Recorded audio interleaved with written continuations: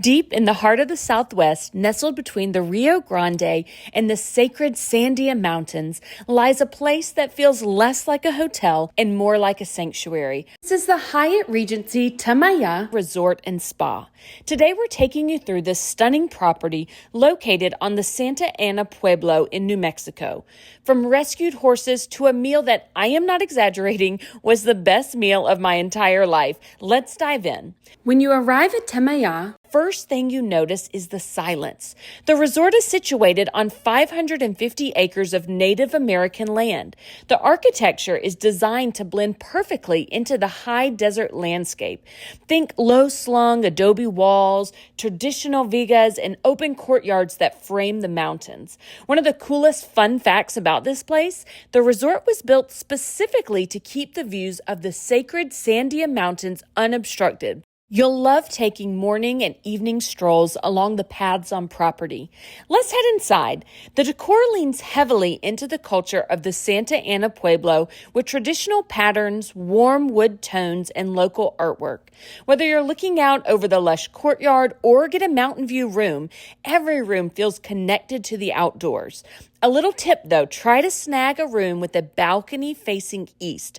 Watching the sunrise hit the Sandia Mountains, which actually means watermelon in Spanish because of the pink hue that turns on at dusk, is an absolute core memory. We were upgraded to a junior suite, which included an adjoining living room and a second full bathroom. Additionally, on the other side, we ultimately had a room with double beds as well. The rooms were beautiful and modern while still having that Native American heritage and decor all around. The one critique I would give would maybe be to get some better pillows. We did not love the pillows, but other than that, we absolutely loved our rooms. The accommodations were fantastic. I appreciate that there are plugs everywhere, so you can definitely plug in all of your electronics in USB plugs all over the place, from the alarm clock to extra outlets on the wall. They got you covered.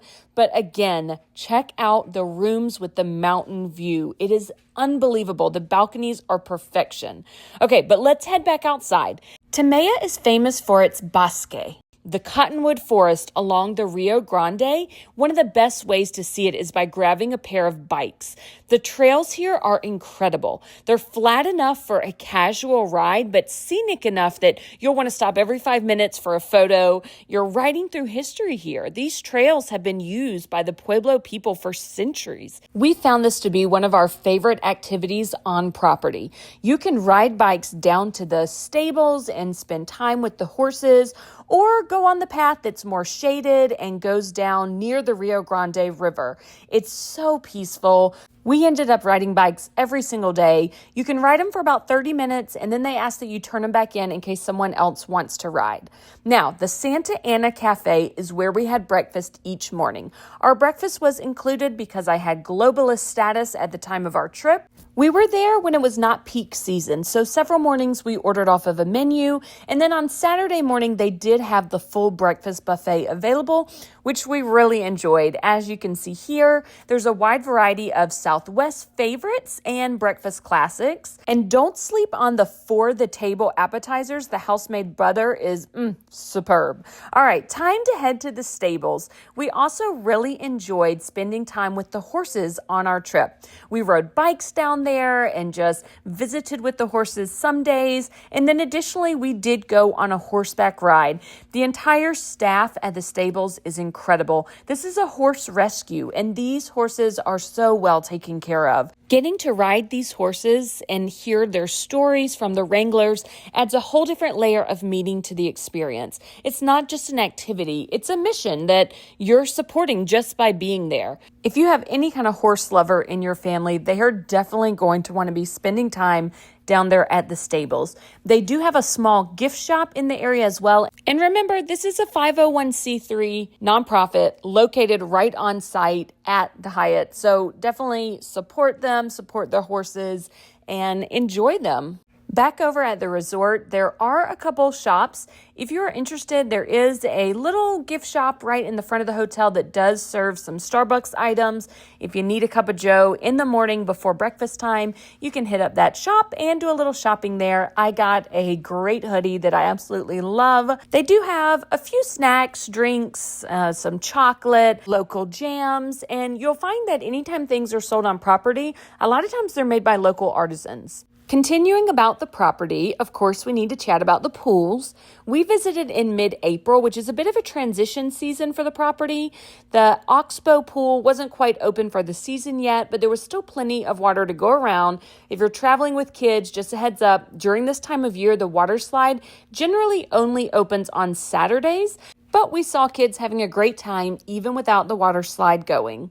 There's also an adults only pool if you want a little bit more peace and quiet or just want to lay in the sun. And of course, there's a hot tub right underneath a little waterfall, which is very cute. The entire property is just so serene and beautiful. They have a variety of cultural experiences available for you. We did the clay and culture class. It's led by tribal members who share the history and traditional methods of Pueblo pottery. Here's what I created.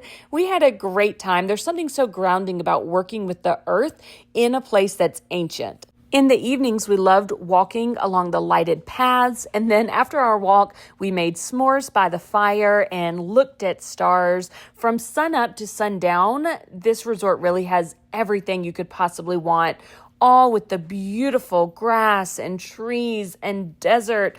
I can't speak highly enough about it. We really had an incredible time. One thing that we got to enjoy to relax a little bit after bike riding and hiking and doing all the things is we checked out the salon and spa on property.